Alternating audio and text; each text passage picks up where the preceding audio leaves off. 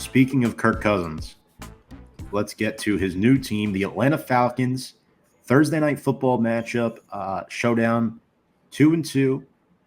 They're at home. They're 1.5-point favorites, taking on Baker Mayfield and the Tampa Bay Buccaneers, who are 3-1 on the season. The Bucs' lone loss coming to the Denver Broncos. Falcons losing to the Chiefs, and I can't think of the other team, the Steelers. Yes. So, D-Bag, Baker Mayfield has the second most touchdown passes in the NFL through 4 weeks, and this is turning out to be a really, really good quarterback matchup.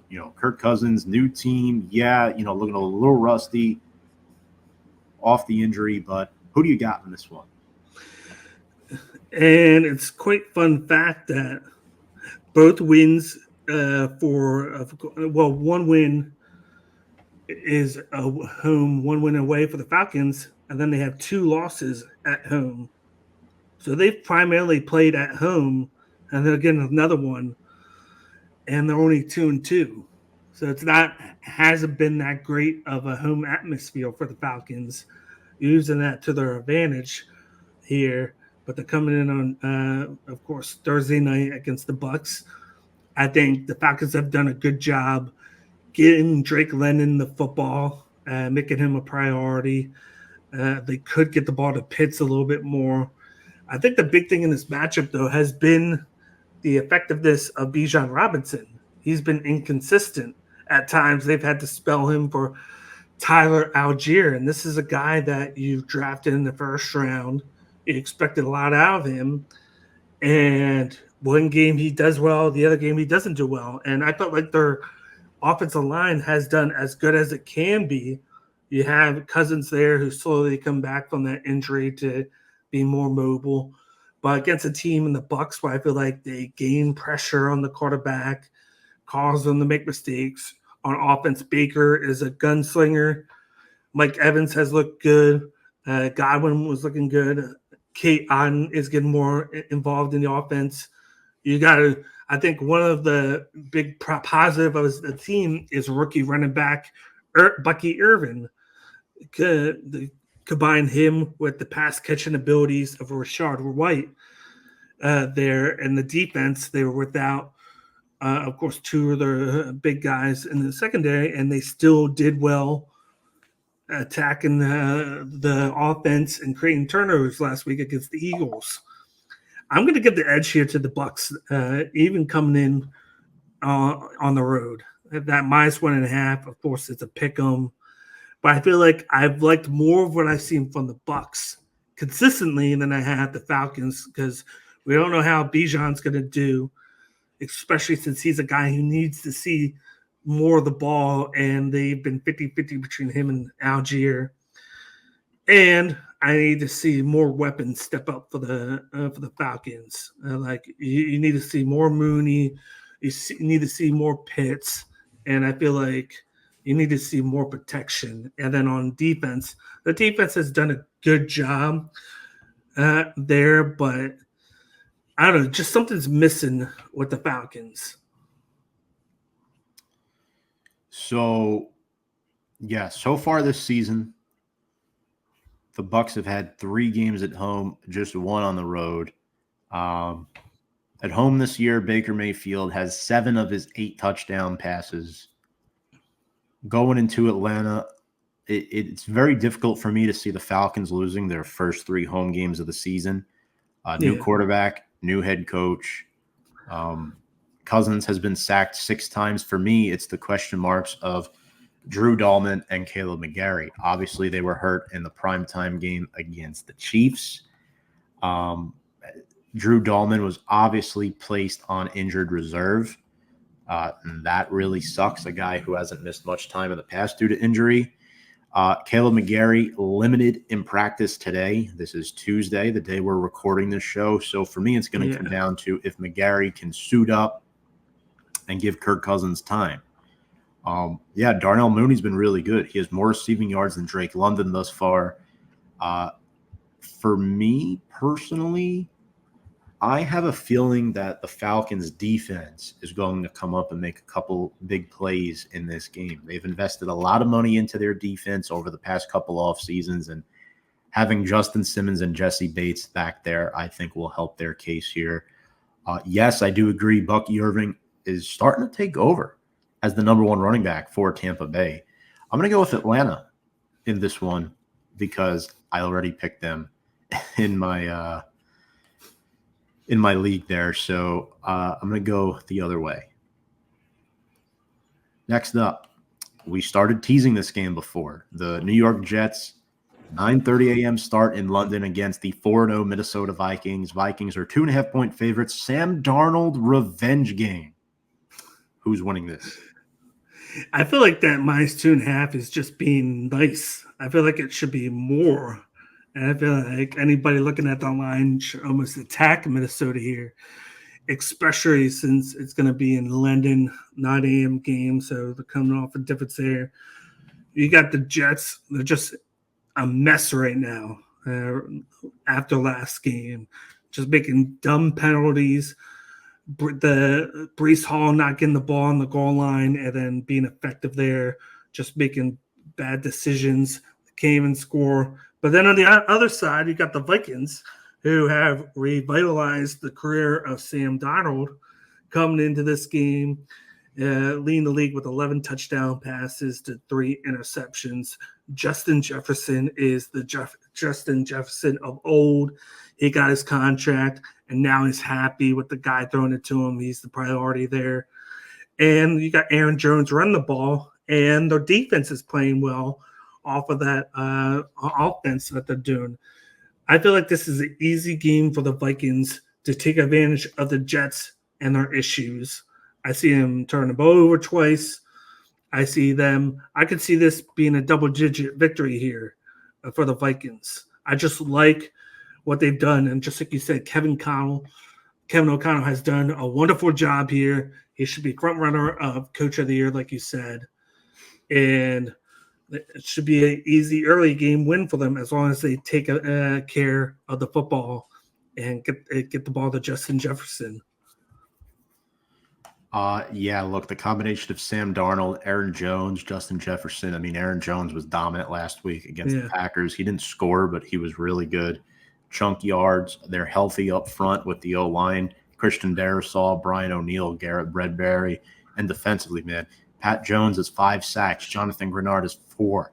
Andrew Van Ginkel, 3. Opponents are averaging under 15 points per game on the season against the Vikings, only allowing 75 rush yards per game as well. Aaron Rodgers struggled last week through a lot of incompletions. Brees Hall, too, has struggled. The Jets O-line is not as good. Brees Hall is averaging only 3 yards per carry. This guy was drafted, like 3rd overall in a lot of fantasy football drafts? He had 10 carries for 4 yards in the game against the Broncos. And I think one big thing is they can't get the ball to Garrett Wilson, the number one receiver.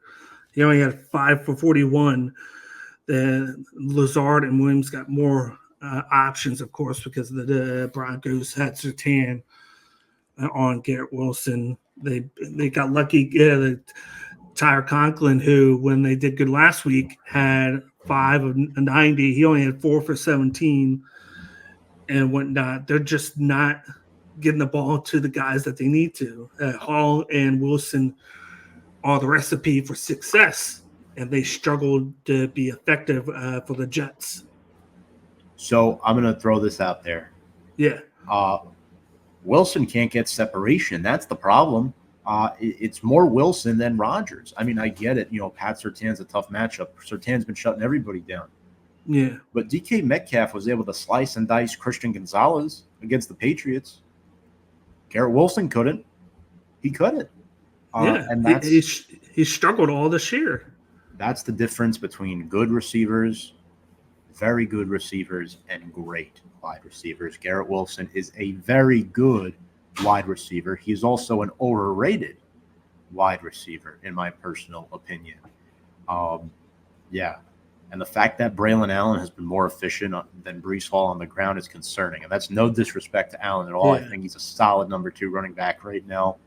But, man, Breece Hall got stuffed so often at the goal line last week. It was really difficult, man. Vikings win this by a touchdown or 2. Do you feel like the teams are just playing Breece Hall more, respecting him run the ball, and then when Allen comes in, they're just being more lenient against the run and then the covering the pass? Or do you think it's just, like you said, the effectiveness of Allen just being able to find the holes and gain more yards?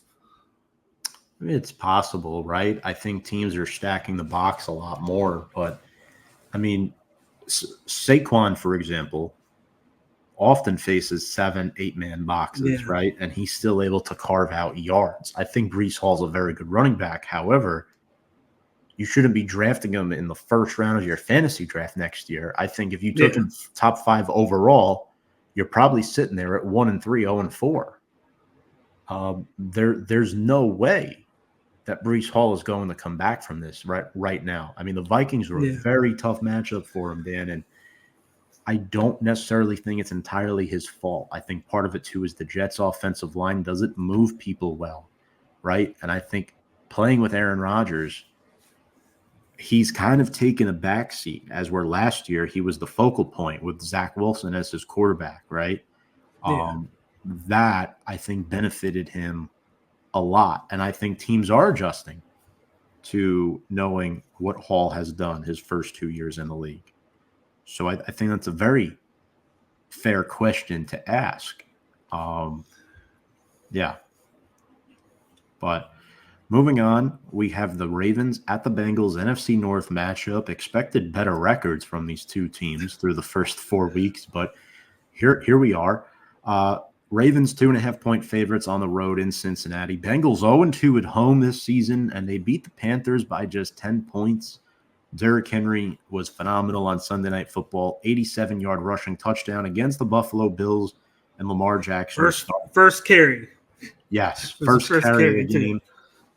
And Lamar Jackson is starting to get back to his form, get back to his groove a little bit. And for Joe Burrow, he's looked fine, but, I mean, what's been around him? You know, he was without T. Higgins the first couple weeks. He's getting pressured a lot.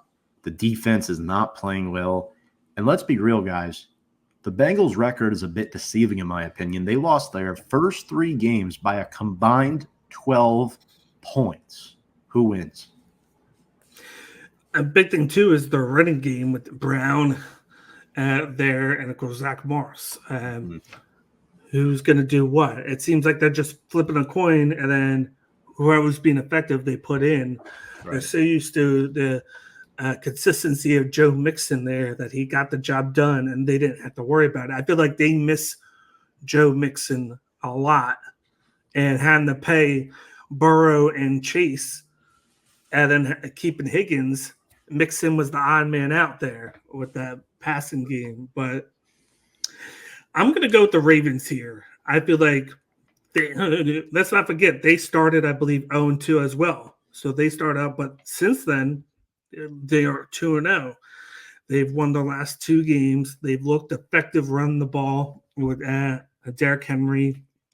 Their defense has played great. I think that the pressure that they're containing on the quarterback, you saw it against Josh Allen. They just pressured him. He couldn't get the ball out late in that game, and it forced a lot of 3-and-outs. And then the Ravens would capitalize with the running game and then the play action, and they were just scoring on them and on all levels. I just like the Ravens here.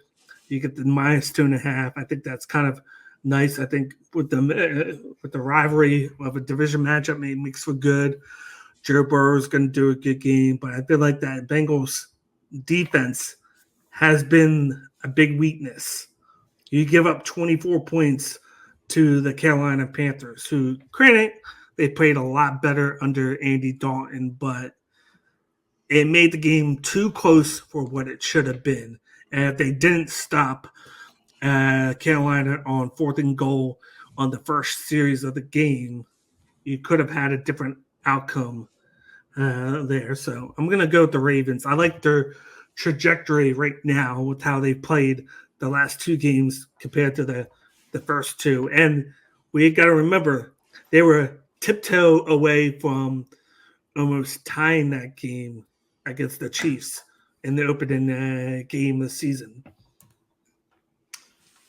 That's a great analysis. And I do agree. I think the Ravens are a top 10 football team, even on a bad day. Yeah. Looking at that backfield, Lamar Jackson, Derrick Henry, and then Justice Hill last week proved to be a very solid pass catching back contributor. I will say, though, Isaiah Likely has not been consistently involved since week one. I think that was more matched up based why he broke out against Kansas City. And when I look at the Ravens defense, Kyle Van Noy has been phenomenal, racking up sacks. I think he has 6 of them at this point. And then Odafe Owe with 3.5. Ravens defense is just allowing 58 rushing yards per game. Joe Burrow, solid statistical season thus far. Chase Brown and Zach Moss, evenly matched backs. Neither of them are Joe Mixon, though. You hope Chase Brown takes that next step to be the lead back in this case. Having Jamar Chase, T. Higgins, Andre Yoshevich, I probably butchering his name, but he has 3 touchdown receptions so far on the season. I want Mike Gesicki to get more involved in this offense because I think the Bengals can be right there in this game. The Ravens, this is so tough, man, because something tells me the Bengals are going to BS their way to win this game.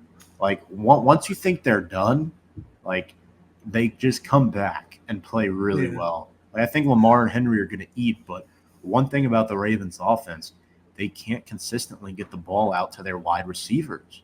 That's the problem. Andrews had a couple drop problems. Zay Flowers has not had a high volume of catches, and that's been his concern since his rookie season last year. Oh, man. It's both things on both sides of the ball because you got that, and then you got with the Bengals. I feel like the Ravens aren't going to respect the run as well without effectiveness it has been.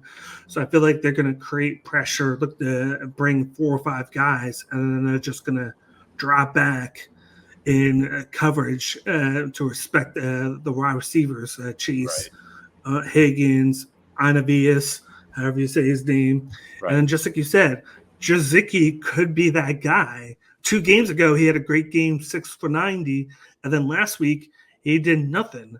It wasn't even part of the game plan, I feel like.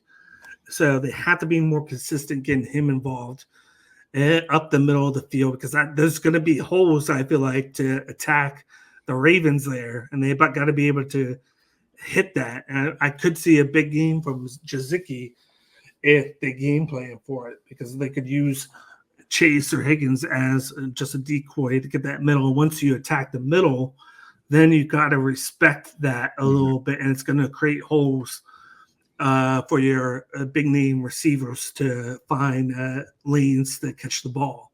So I could see it. I do see it a close game. I do see it that it's just going to be a matter of can the Bengals game plan right for this compared to the Ravens guys. I still see the Ravens run the ball on the Bengals. Right. It's definitely a tough game to pick. I see everything you're saying. I'm going to side with Cincinnati here for this game. I think McPherson hits the game-winning kick. But I'm not too confident in saying that. The Ravens absolutely cooked the Bills on Sunday Night Football, but sometimes when that happens, D-Bake, there's a letdown the next week, and this could be one of those situations. It could be a trap game, and Burrow's a very, very good quarterback. So in this case, I'm going to go with that logic and pick them, although I'm not confident in saying that at all. Next up, the Bills and the Texans, 2 3-1 teams. This might be the game of the week right here. 2 outstanding quarterbacks, Daniel Josh Allen against C.J. Stroud. We heard the news today. Defensive end Von Miller has been suspended for the next 4 games for violating a personal conduct policy. Daniel, without him, who wins this game? This is going to be one of the big time matchups, like you said. Bills coming off a loss. Texans, it seems like C.J. Stroud bounced back, and He found his big time receiver, Nico Collins. It seems like that's his guy and whatnot. This is going to be a tough one. I can see why it's -1. I'm going to lean towards the Buffalo Bills here. I feel like they're going to try and get started going early. I think the big thing here is James Cook. He didn't have a good game against the Ravens. I saw that as a factor of the Ravens being able to control the clock, run the ball, and being able to limit the plays by the Bills. Yeah, then the Bills were settling for field goals and not touchdowns. And we still don't know the status of Joe Mixon here. That's a big thing with me in this matchup. If he's there, I could see the Texans win the game because of the back-to-back. But with him not there, they've been struggling to run the ball. They've been putting a lot on C.J. Stroud. You got too many mouths to feed, and there just seems something a little bit off. But it seems like they were able to correct it a little bit last game. It was too close of a game against the Jags, but they got the job done. I feel like the defense is going to be the Texans' downfall here. Josh Allen cooks against defenses that don't play well, and I see him bouncing back here to get the victory here. I feel like he'll get going. James Cook's going to be an underrated matchup here against the Texans, and I expect them to win a high-scoring game. I could see 33-31 or 28-25, like a field goal type game here. And I don't see Josh Allen losing 2 straight games. I don't either. I think the Bills are going to win this week. Allen has not thrown a pick this season. That was a lot of what people were talking about last year with Josh Allen. He threw 18 interceptions, and that's what kept him out of the MVP conversation. But the Bills are 3-1 because of him. It's not like they have these super great weapons on offense. I think they have young, up-and-coming weapons, but none of them are superstars yet. Their best option in the pass game is Khalil Shakir. 18 catches, 230, and 2 scores on the season. He's wide receiver 1 right now. Eventually, I think it's going to be Keon Coleman, but right now it's Khalil Shakir. And you have Dalton Kincaid over the middle of the field. The Texans can't stop that on defense, especially with Trevor Lawrence and the Jag. Trevor Lawrence is a good quarterback. He's underperformed, but don't get me wrong. He's a good quarterback. What they were able to do against the Texans defense last week was alarming. And I think that's going to carry over into this week. And defensively, too, I'm looking at Buffalo. Greg Rousseau is going to have to step up big. Expect to see more of A.J. Epineza in the pass rush as well, with Ed Oliver, Daquan Jones clogging up the A and B gaps. With Joe Mixon being day-to-day, it puts Houston in a rough spot. They should get Tank Dell back this week, though. I do love their receiver trio with Stephon Diggs, former Bill, Stephon Diggs revenge game, Nico Collins, who, in my opinion, Nico Collins, top 10 receiver in the NFL, hands down. He's phenomenal. And then there's Tank Dell. So ultimately, I think the Bills, I think Deion Dawkins is able to contain Will Anderson Jr. I don't see a way Houston wins this game. Buffalo, a 1-point favorite on the road. I think that should tell you something.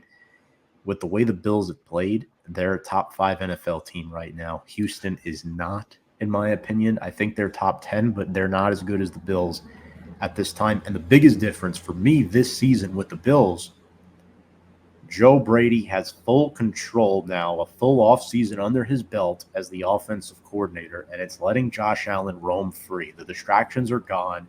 Stephon Diggs is gone. It was more Diggs, I think, that was the problem than Gabe Davis.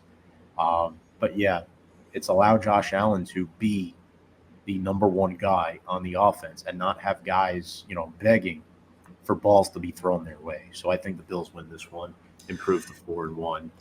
And I think the thing with Houston also is you look at what opened things up for Lawrence. It's the running game, the Jags. Bigsby had 7 rushes for 90 yards. ETN had 11 for 50. That rushing game was able to open up the passing lanes for Trevor Lawrence to get him out of that dot. And I expect Buffalo to do the same thing with James Cook, try and get him going early, run him more than often, throw the ball with the play action to Shakir and Dalton Kincaid. Essentially, their number two option there, and then you might see Keon Coleman sprinkled in there. They're trying to get the ball more and more to him, but I think run the ball downfield will create even more options for Josh Allen, and we've seen all season that teams have been able to run the ball on the Texans.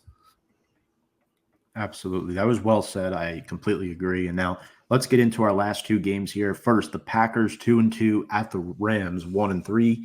Green Bay coming off a tough 2-point loss to the Minnesota Vikings.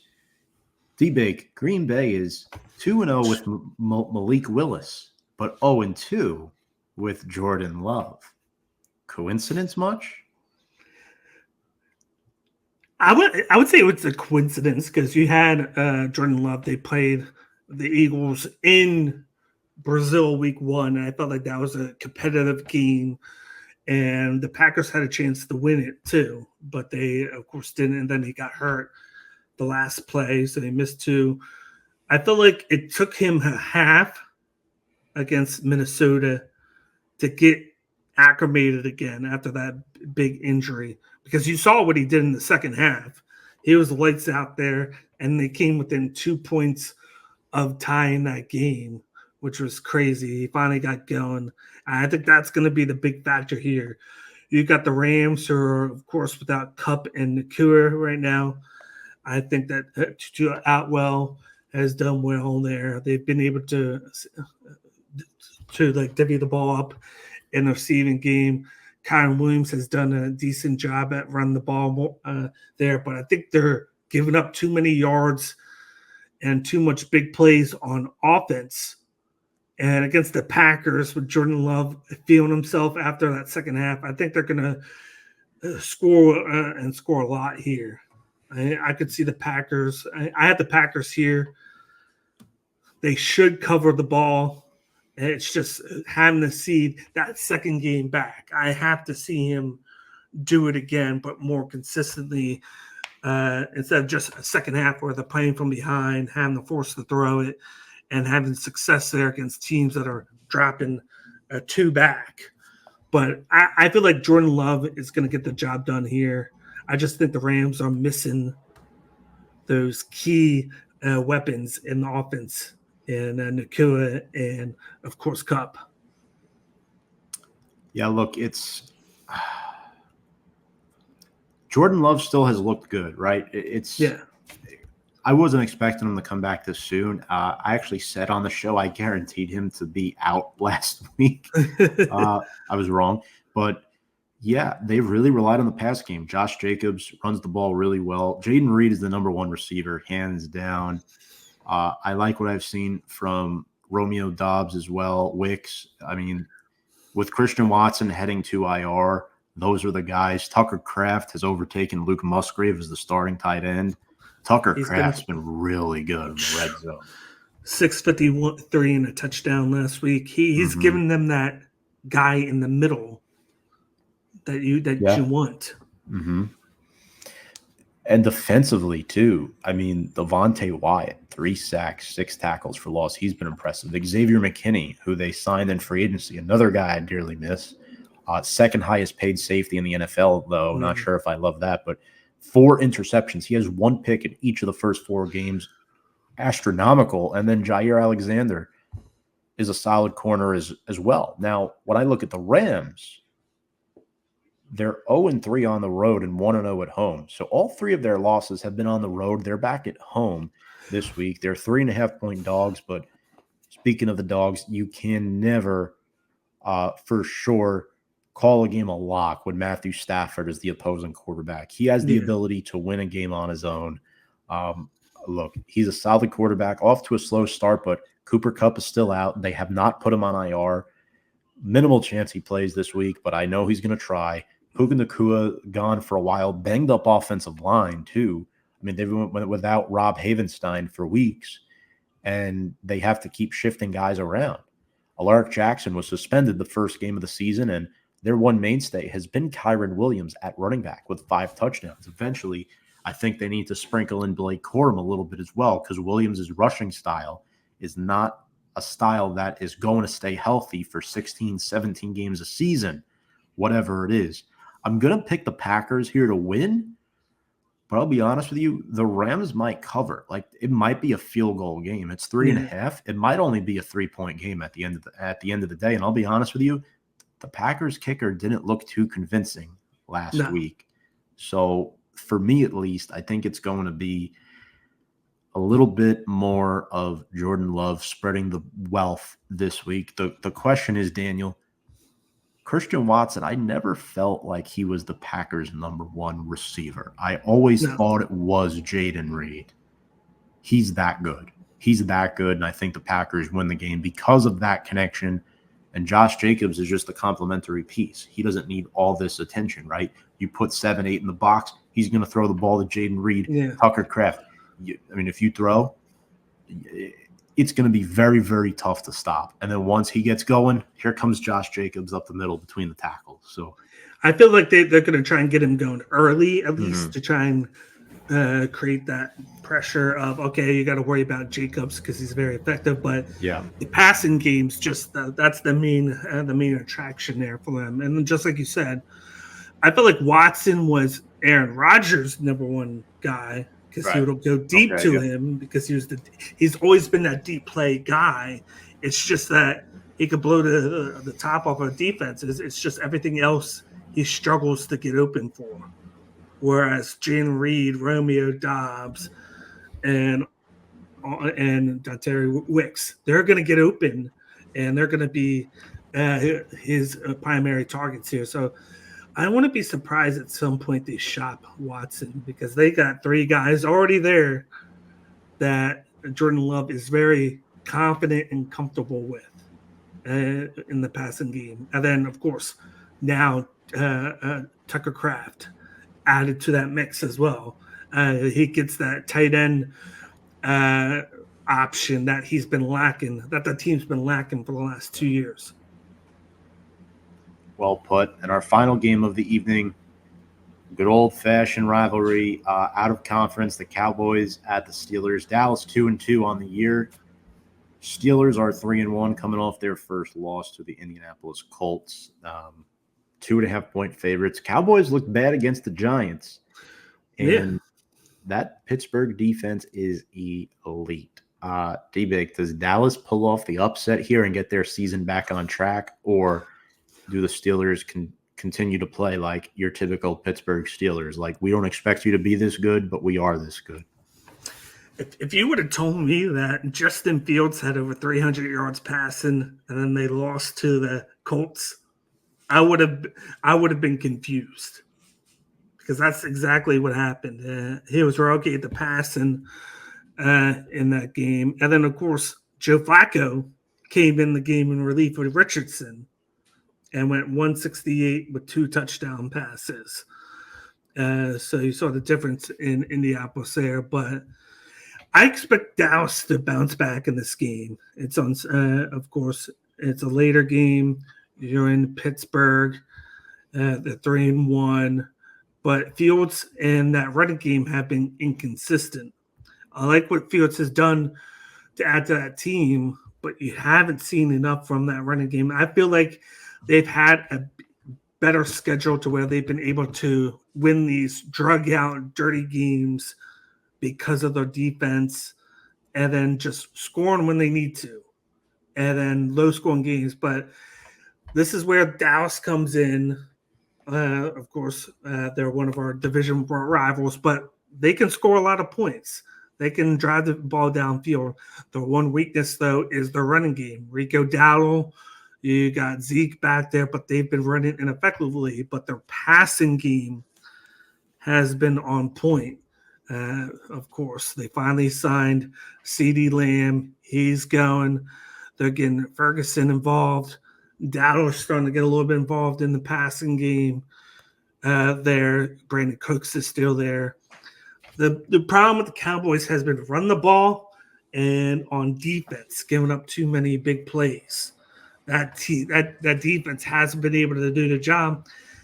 And to make matters worse, you're going to be without, of course, Lawrence and Micah Parsons, who are both going to miss the game. So I feel like that's going to put in more pressure on the offense. But I like the chances against the Steelers just because I feel like if you can make Fields throw the ball on you, you're going to have a better chance. And I feel like the Cowboys could stop the run because of the inconsistency, and then they're going to score points. So it's going to be a close game, but I'm going to go with the upset here with the Cowboys. I feel like if they go down to don't go down this game and lose and go to 2-3, there's going to be a lot of talks about McCarthy and his coaching job compared to other teams going 2-3 with the offense and the money that you have committed to the playmakers on that side. I just don't see the Steelers being able to match up offensively unless their defense comes out, lights out. But I didn't see that in the last game that they just played against the Colts. Right. And to wrap this up here too, I mean, man, Micah Parsons doubtful. That's a problem. Steelers announced they're sticking with Justin Fields, even though Russell Wilson is close to full health. This is the problem for me.